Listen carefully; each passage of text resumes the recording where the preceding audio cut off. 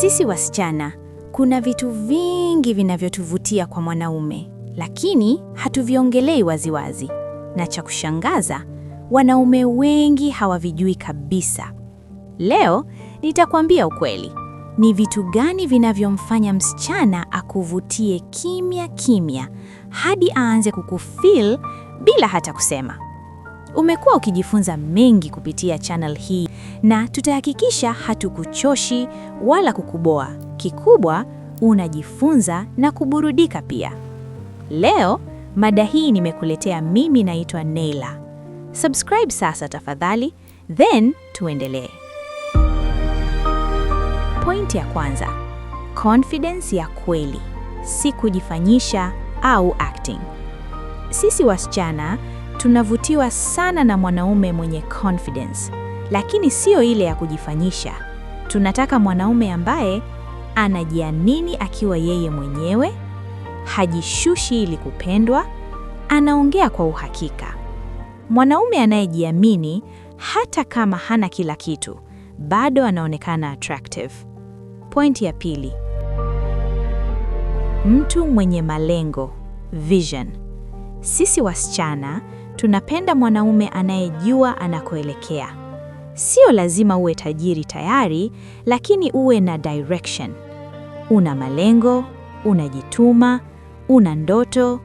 Hii inatupa sensi ya usalama na inatufanya tukuone tofauti.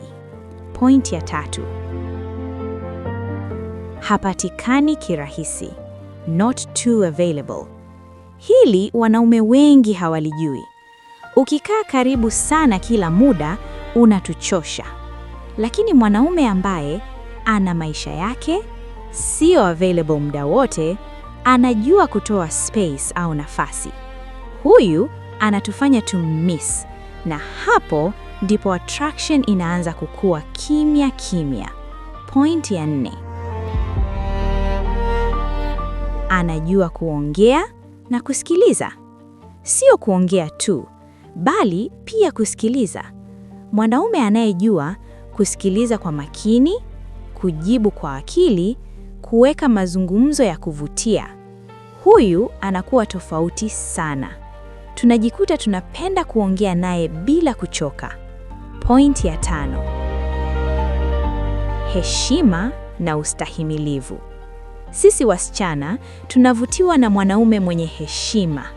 Anaheshimu watu, anajiheshimu yeye mwenyewe, havuki mipaka.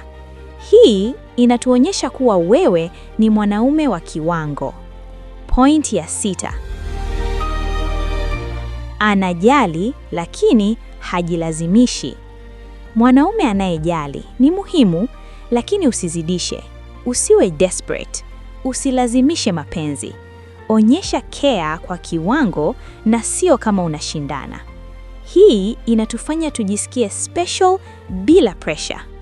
Point ya 7, muonekano na usafi, simple but powerful. Hili ni basic lakini lina nguvu sana. Uwe msafi, unukie vizuri, uvae vizuri.